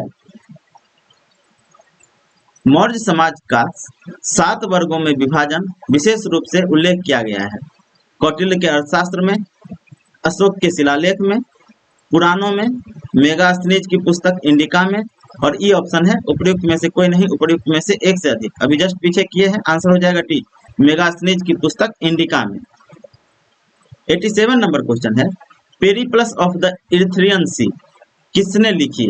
ए ऑप्शन है टीसीएस, बी ऑप्शन है प्लिनी, सी ऑप्शन है टॉलमी, डी ऑप्शन है स्ट्रैबो और ई ऑप्शन है उपयुक्त में से कोई नहीं, उपयुक्त में से एक से अधिक। आंसर हो जाएगा ई, उपयुक्त में से कोई नहीं।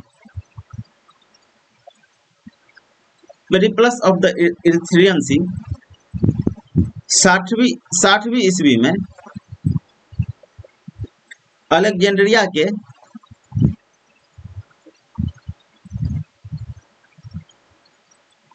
एक अनाम नाविक के द्वारा लिखा गया था।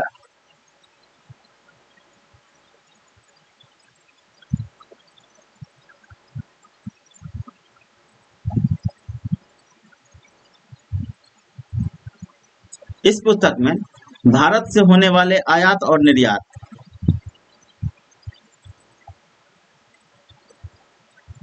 की वस्तुओं के बारे में जानकारी प्राप्त होती है। नेक्स्ट क्वेश्चन है, वह स्रोत जिसमें पाटलिपुत्र के प्रशासन का वर्णन उपलब्ध है। ए ऑप्शन है दिव्यावदान, बी ऑप्शन है अर्थशास्त्र, सी ऑप्शन है इंडिका और डी ऑप्शन है अशोक का शिलालेख। आंसर हो जाएगा सी, इंडिका। मेगास्थनीज की इंडिका में पाटलिपुत्र के प्रशासन का विशद वर्णन है। आंसर हो जाएगा सी। नेक्स्ट क्वेश्चन है, पाटलिपुत्र को किस शासक ने सर्वप्रथम अपनी राजधानी बनाई? ए ऑप्शन है चंद्रगुप्त मौर्य, बी ऑप्शन है अशोक महान, सी ऑप्शन है चंद्रगुप्त विक्रमादित्य, डी ऑप्शन है कनिष्क। पाटलिपुत्र को सर्वप्रथम अपनी राजधानी बनाया था उदयन ने और इसी ने पाटलिपुत्र नगर बसाया था। ऑप्शन में उदयन नहीं है, इसलिए आंसर हो जाएगा ए, चंद्रगुप्त मौर्य। 90 नंबर क्वेश्चन है, इनमें से किसने सर्वप्रथम व्यापक पैमाने पर स्वर्ण मुद्रा का प्रचलन किया?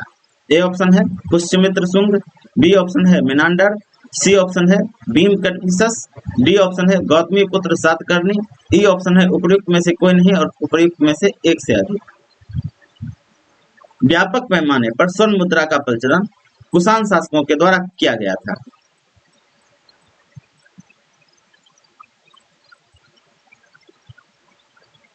इसलिए आंसर हो जाएगा सी, भीमकटपिसस। भीमकटपिसस कुषाण शासक था।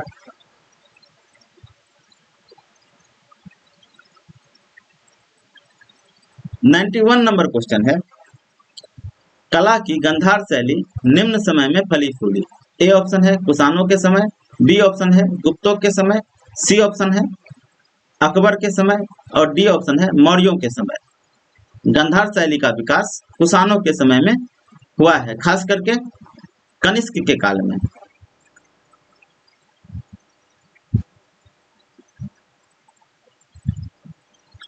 गांधार शैली भारतीय और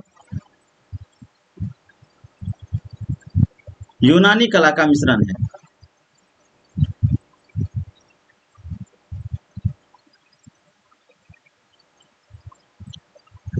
इस काल में एक और कला का काफी विकास हुआ और वह था मथुरा शैली।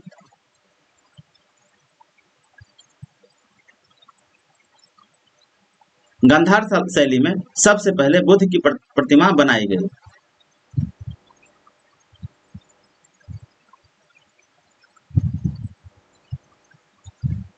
नेक्स्ट क्वेश्चन है, शुंग वंश के बाद किस वंश ने भारत पर राज किया। ए ऑप्शन है सातवाहन, बी ऑप्शन है कुषाण, सी ऑप्शन है कण्व, डी ऑप्शन है गुप्त। आंसर हो जाएगा सी कण्व। शुंग वंश के बाद कण्व वंश ने शासन किया। शुंग वंश का अंतिम शासक था देवभूति। इसकी हत्या इसके अमात्य वसुदेव ने कर दी।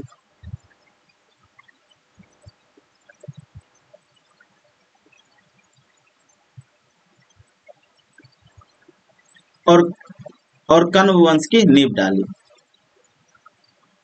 नेक्स्ट क्वेश्चन है, शुंग वंश के बाद किस वंश ने भारत पर राज किया।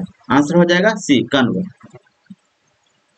नेक्स्ट क्वेश्चन है, राजा खारवेल का नाम जुड़ा है।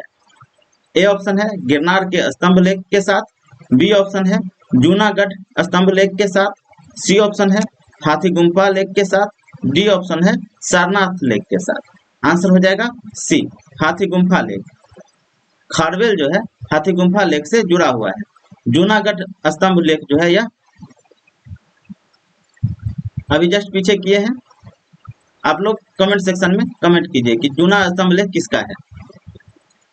नेक्स्ट क्वेश्चन है, नगरों का क्रमिक पतन किस काल की महत्वपूर्ण विशेषता थी।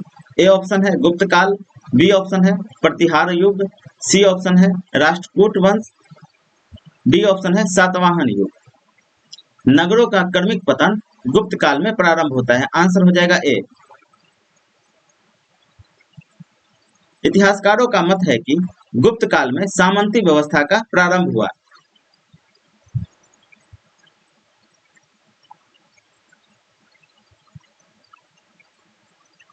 सामंतवादी व्यवस्था में गांवों का उत्थान होता है और नगरों का पतन होता है, इसीलिए आंसर हो जाएगा ए गुप्त काल।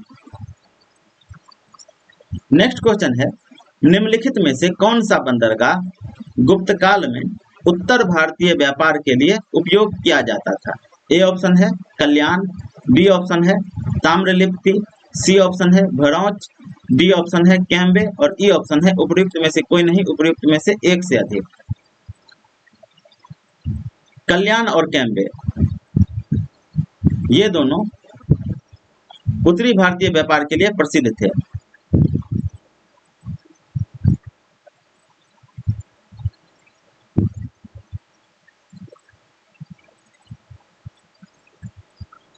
इसीलिए आंसर हो जाएगा ई एक से अधिक। ताम्रलिप्ति जो है यह यहां से दक्षिण पूर्व एशिया में व्यापार होता था।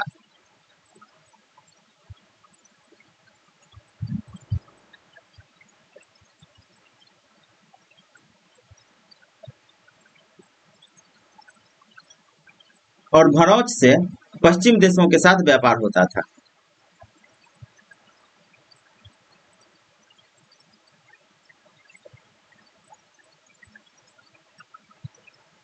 और कल्याण तथा कैम्बे से उत्तर भारतीय व्यापार होता था। आंसर हो जाएगा ई। 97 नंबर क्वेश्चन है, किस शासक वंश ने मंदिरों एवं ब्राह्मणों को सबसे अधिक ग्राम अनुदान में दिया?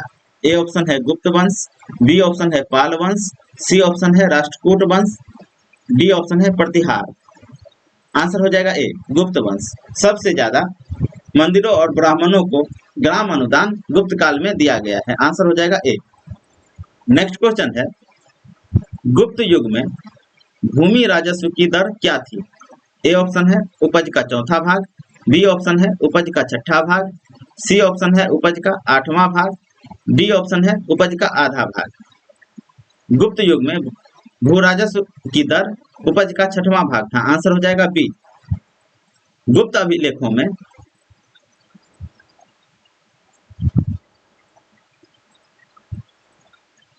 भूमि कर को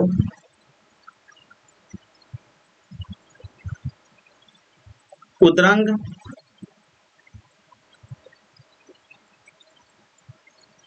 तथा भाग कर कहा जाता था।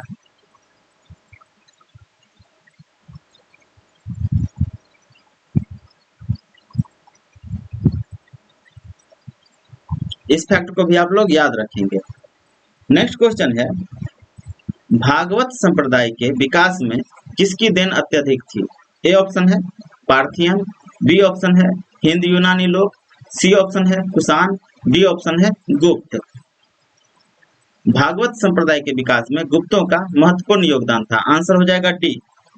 गुप्त नरेश जो थे वैष्णव मतानुयायी थे।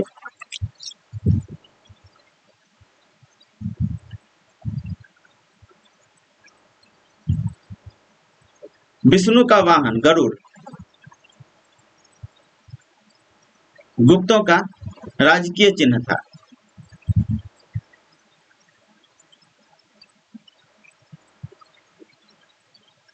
वैष्णव धर्म को गुप्तों ने राजधर्म घोषित किया।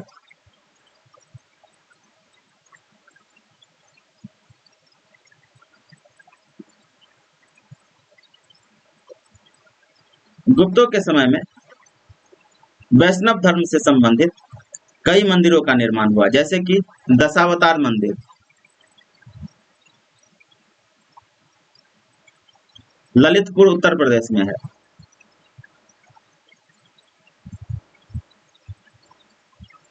भीतरगांव मंदिर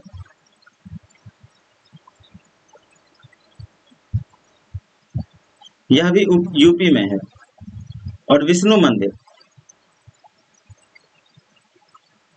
यह एमपी में है। ये तीनों ही मंदिर का निर्माण गुप्त काल में हुआ है। नेक्स्ट क्वेश्चन है, इनमें से किसने पहली बार यह व्याख्या की कि पृथ्वी के अपनी धुरी पर घूमने के कारण प्रतिदिन सूर्योदय एवं सूर्यास्त होता है? ए ऑप्शन है आर्यभट्ट, बी ऑप्शन है भास्कर, सी ऑप्शन है ब्रह्मगुप्त, डी ऑप्शन है बराहमिहिर। आंसर हो जाएगा ए आर्यभट्ट। सबसे पहले आर्यभट्ट ने यह व्याख्या दिया था कि पृथ्वी के अपने धुरी पर घूमने के कारण प्रतिदिन सूर्योदय और सूर्यास्त होता है। आर्यभट्ट के पुस्तक का नाम है आर्यभट्टीय।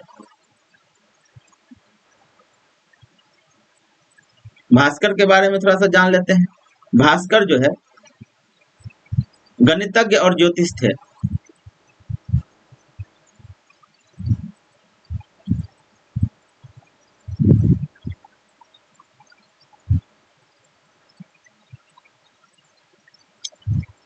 इन्होंने अंक गणित और बीज गणित के क्षेत्र में महत्वपूर्ण योगदान दिया।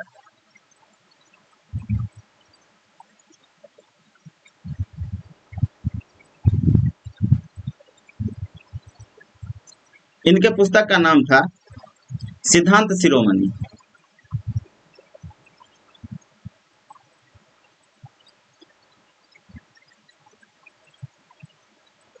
ब्रह्मगुप्त इनके बारे में भी जान लेते हैं। इन्होंने पृथ्वी की परिधि ज्ञात की।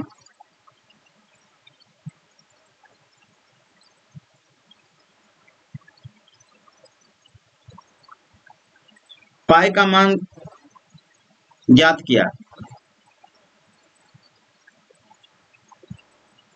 और जीरो की खोज की। इसके पुस्तक का नाम है ब्रह्म स्फुट सिद्धांत।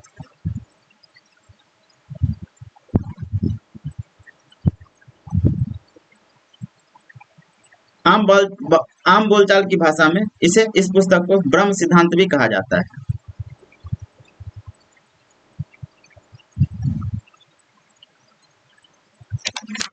ब्राह्महिर, इन्होंने त्रिकोणमिति के क्षेत्र में महत्वपूर्ण योगदान दिया।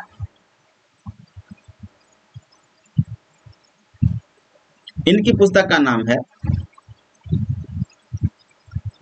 बृहत संहिता।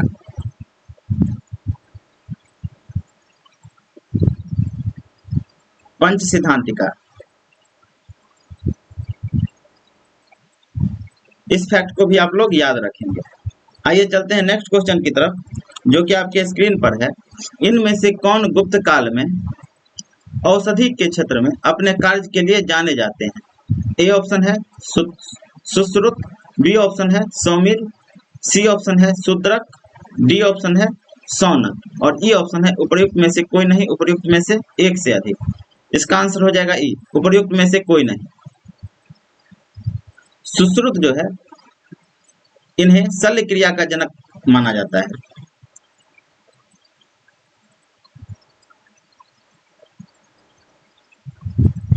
इनका काल 600 बीसी है। सौमिर और शूद्रक ये दोनों गुप्तकालीन नाटककार हैं।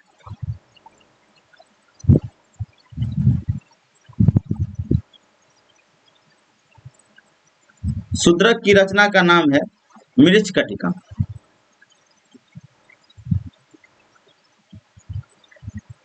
सौनक जो है, यह ऋग्वैदिक कालीन ऋषि हैं।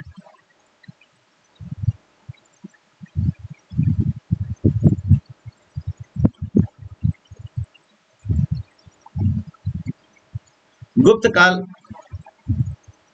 का प्रारंभ 275 ईस्वी से माना जाता है, जब श्रीगुप्त शासक बना। इसीलिए इसमें से कोई सही नहीं होगा। आंसर हो जाएगा ई। नेक्स्ट क्वेश्चन है, चीनी यात्री ह्वेनसांग ने किस विश्वविद्यालय में अध्ययन किया? ए ऑप्शन है तक्षशिला, बी ऑप्शन है विक्रमशिला, सी ऑप्शन है मगध और डी ऑप्शन है नालंदा। आंसर हो जाएगा डी, नालंदा। चीनी यात्री ह्वेनसांग ने नालंदा विश्वविद्यालय में अध्ययन किया। ह्वेनसांग किस काल में भारत आया है? तो यह आया है हर्षवर्धन के काल में।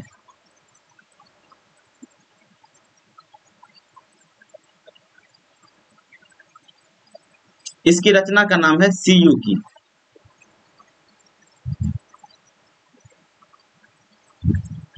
नेक्स्ट क्वेश्चन है, ह्वेनसांग की भारत में यात्रा के समय सूती कपड़ों के उत्पादन के लिए सबसे प्रसिद्ध नगर था। ए ऑप्शन है वाराणसी, बी ऑप्शन है मथुरा, सी ऑप्शन है पाटलिपुत्र और डी ऑप्शन है कांची। आंसर हो जाएगा बी, मथुरा। जिस समय ह्वेनसांग भारत आया था उस समय मथुरा जो है सूती कपड़ों के लिए काफी प्रसिद्ध था। आंसर हो जाएगा बी। नेक्स्ट क्वेश्चन है, कविवान निवासी था। ए ऑप्शन है पाटलिपुत्र का, बी ऑप्शन है थानेश्वर का, सी ऑप्शन है भोजपुर का और डी ऑप्शन है उपयुक्त में से कोई नहीं। कविवान जो है पाटलिपुत्र का निवासी था। वान भट्ट हर्षवर्धन का दरबारी कवि था।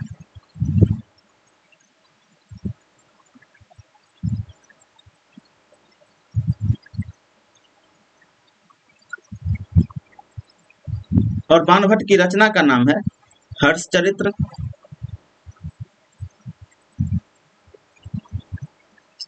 चंडी शतक, ये दोनों ही रचना कवि बाणभट्ट का है। आंसर हो जाएगा ए। नेक्स्ट क्वेश्चन है, चीनी यात्री इत सिंह ने बिहार का भ्रमण किया लगभग। ए ऑप्शन है 405 ईस्वी में, बी ऑप्शन है 635 ईस्वी में, सी ऑप्शन है 637 ईस्वी में और ई ऑप्शन है उपयुक्त में से कोई नहीं। आंसर हो जाएगा डी, उपयुक्त में से कोई नहीं। इत सिंह जो है 672 ईस्वी के आसपास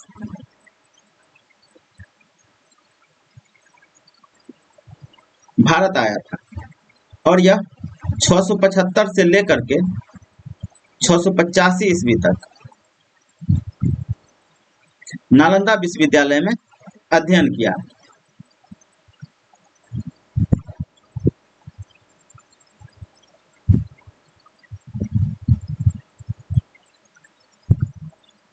इसलिए आंसर हो जाएगा डी, उपयुक्त में से कोई नहीं। नेक्स्ट क्वेश्चन है, प्रसिद्ध चीनी यात्री फाहियान ने किसके शासनकाल में भारत की यात्रा की? ए ऑप्शन है चंद्रगुप्त प्रथम, बी ऑप्शन है चंद्रगुप्त द्वितीय, सी ऑप्शन है रामगुप्त, डी ऑप्शन है श्रीगुप्त और ई ऑप्शन है उपयुक्त में से कोई नहीं, उपयुक्त में से एक से अधिक। फाहियान जो है चंद्रगुप्त द्वितीय के शासनकाल में भारत आया था। आंसर हो जाएगा बी। 107 नंबर क्वेश्चन है, नालंदा विश्वविद्यालय के संस्थापक कौन थे? ए ऑप्शन है चंद्रगुप्त विक्रमादित्य, बी ऑप्शन है कुमारगुप्त, सी ऑप्शन है धर्मपाल, डी ऑप्शन है पुष्यगुप्त।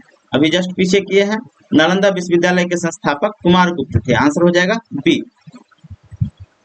नेक्स्ट क्वेश्चन है, ताम्रपत्र लेख दर्शाते हैं कि प्राचीन काल में बिहार के राजाओं का संपर्क था। ए ऑप्शन है बर्मा से, बी ऑप्शन है थाईलैंड से, सी ऑप्शन है कंबोडिया से, डी ऑप्शन है जावा सुमात्रा से। इसका आंसर हो जाएगा डी, जावा सुमात्रा से। इस लेख से पता चलता है कि पाल शासक देवपाल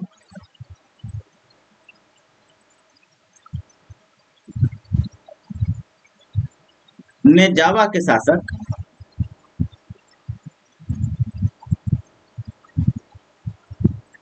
शैलेंद्र वंशीय जावा के शैलेंद्र वंशीय शासक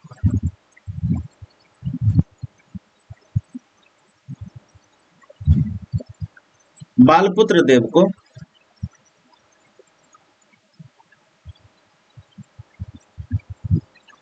नालंदा में एक विहार बनाने के लिए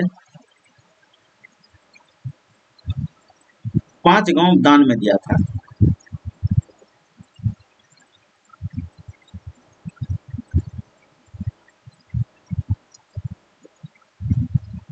नेक्स्ट क्वेश्चन है, स्वर्ण भूमि का वह राजा कौन था जिसने नालंदा में एक बौद्ध विहार की स्थापना की तथा उसके रखरखाव हेतु अपने दूत द्वारा देवपाल से 5 गांव दान में देने के लिए प्रार्थना की? अभी जस्ट किए हैं, धरीन्द्र, संग्राम धनंजय, बालपुत्र देव, डी ऑप्शन है चूड़ामणि वर्मन और ई ऑप्शन है उपयुक्त में से कोई नहीं, उपयुक्त में से एक से अधिक। आंसर हो जाएगा सी, बालपुत्र देव। नेक्स्ट क्वेश्चन है, नालंदा विश्वविद्यालय के विनाश का कारण था? ए ऑप्शन है मुसलमान, बी ऑप्शन है कुषाण, सी ऑप्शन है सीथियन और डी ऑप्शन है मुगल। आंसर हो जाएगा ए, मुसलमान। नालंदा विश्वविद्यालय का विनाश बख्तियार खिलजी के द्वारा किया गया है।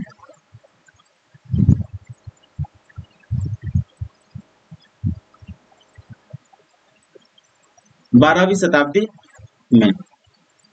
और बख्तियार खिलजी किसका गुलाम था? तो यह मोहम्मद गोरी का गुलाम था।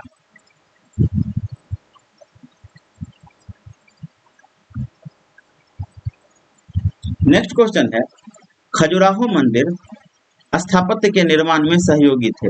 ए ऑप्शन है चंदेल, बी ऑप्शन है गुर्जर प्रतिहार, सी ऑप्शन है चहमान और डी ऑप्शन है परमार।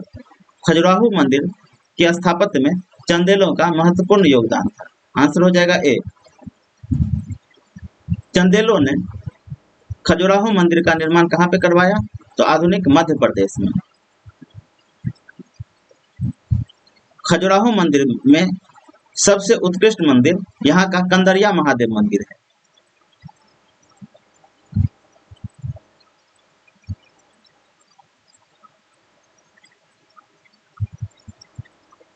नेक्स्ट क्वेश्चन है, विक्रमशिला शिक्षा केंद्र के संस्थापक का नाम है?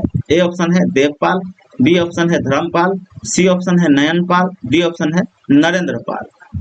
विक्रमशिला विश्वविद्यालय के संस्थापक धर्मपाल था। आंसर हो जाएगा बी। विक्रमशिला विश्वविद्यालय कहाँ पे है? तो यह भागलपुर में, बिहार के भागलपुर जिले में।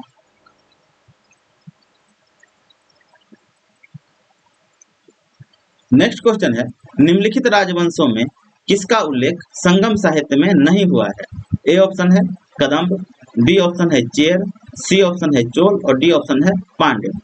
संगम साहित्य में चेर, चोल और पांड का उल्लेख हुआ है, जबकि कदम का उल्लेख नहीं हुआ है, इसीलिए आंसर हो जाएगा ए।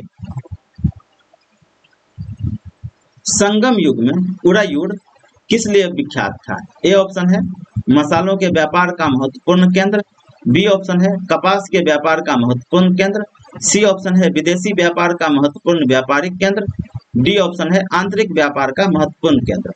उड़ायुड़ जो है यह संगम काल में कपास के व्यापार का महत्वपूर्ण केंद्र था, आंसर हो जाएगा बी।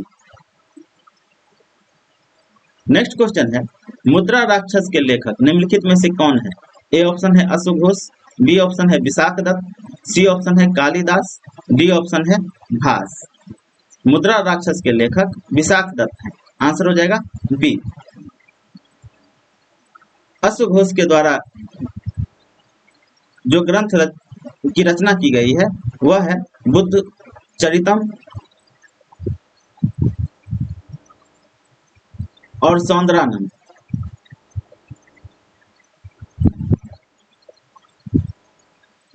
कालिदास की रचना का नाम है अभिज्ञान शकुंतलम।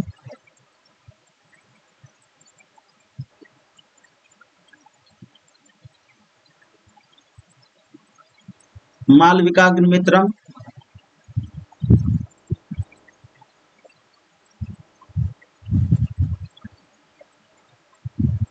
रघुवंशम, कुमार संभवम।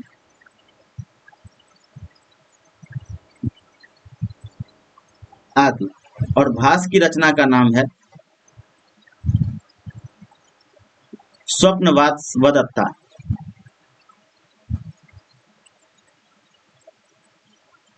इस फैक्ट को भी आप लोग याद रखेंगे। नेक्स्ट क्वेश्चन है पृथ्वी राज रासो के लेखक हैं। ए ऑप्शन है कल्हन, बी ऑप्शन है बिल्हन, सी ऑप्शन है जयानक, डी ऑप्शन है चंद्रवर्तदाई। पृथ्वी राज रासो के लेखक चंद्रवर्तदाई हैं, आंसर हो जाएगा ए। कल्हन के बारे में भी देख लेते हैं। कल्हन की रचना का नाम है राजतरंगिणी। बिल्हन की रचना का नाम है विक्रमांक देव चरित्र।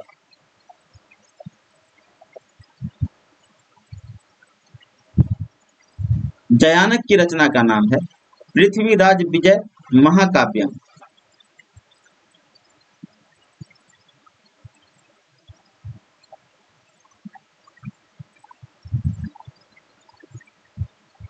इस फैक्ट को भी आप लोग याद रखेंगे।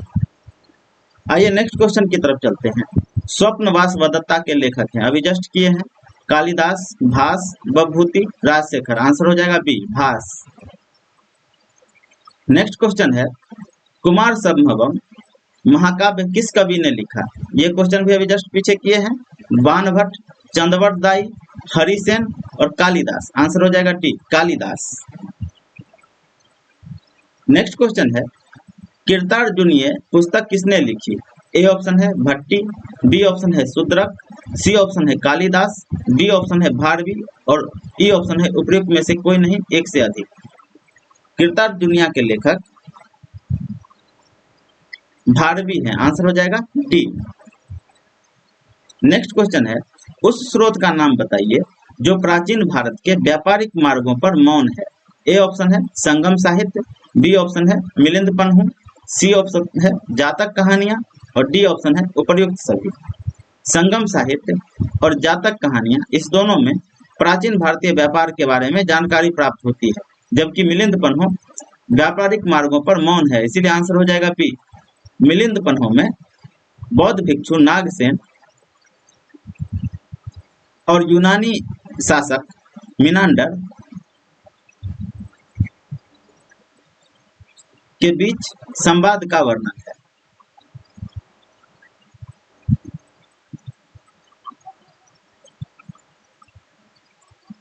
नेक्स्ट क्वेश्चन है हर्षचरित नामक पुस्तक किसने लिखी? ए ऑप्शन है आर्यभट्ट, बी ऑप्शन है बाणभट्ट, सी ऑप्शन है विष्णुगुप्त, डी ऑप्शन है परिमल गुप्त। हर्षचरित्र की रचना बाणभट्ट के द्वारा किया गया है, आंसर हो जाएगा बी। आर्यभट्ट के पुस्तक का नाम है आर्यभट्ट, ये अभी जस्ट पीछे किए हैं, और विष्णुगुप्त के पुस्तक का नाम है अर्थशास्त्र।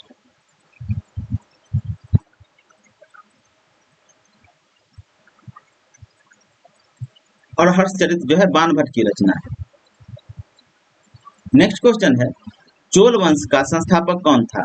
ए ऑप्शन है विजयालय, बी ऑप्शन है करिकाल, सी ऑप्शन है आदित्य प्रथम, डी ऑप्शन है राजा राज प्रथम और ई ऑप्शन है उपयुक्त में से कोई नहीं, उपयुक्त में से एक से अधिक। चोल वंश का संस्थापक विजयालय है, आंसर हो जाएगा ए। नेक्स्ट क्वेश्चन है, चोल काल किसके लिए प्रसिद्ध था?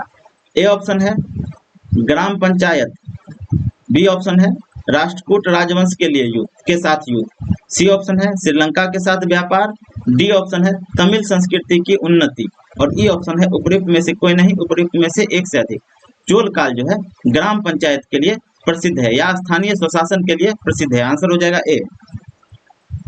नेक्स्ट क्वेश्चन है, कौन सा मध्यकालीन भारतीय साम्राज्य व्यापक स्तर पर स्थानीय स्वशासन के लिए प्रसिद्ध था? चालुक्य, चोल, सोलंकी, परमार, उपयुक्त में से कोई नहीं और उपयुक्त में से एक से अधिक, आंसर हो जाएगा बी चोल। नेक्स्ट क्वेश्चन है, दक्षिण भारत के मंदिरों के आकर्षक द्वार क्या कहलाते हैं? ए ऑप्शन है शिखर, बी ऑप्शन है गोपुरम, सी ऑप्शन है देवालय, डी ऑप्शन है मंडपम और ई ऑप्शन है उपयुक्त में से कोई नहीं, उपयुक्त में से एक से अधिक। दक्षिण भारत के मंदिरों का मुख्य आकर्षक उनका गोपुरम है, आंसर हो जाएगा बी गोपुरम प्रवेश द्वार को कहा जाता है।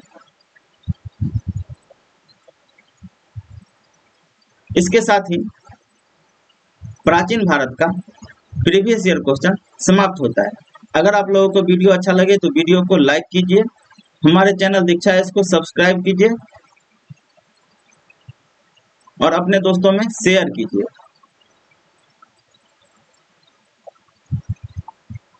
नेक्स्ट वीडियो के साथ जल्द मिलेंगे। धन्यवाद।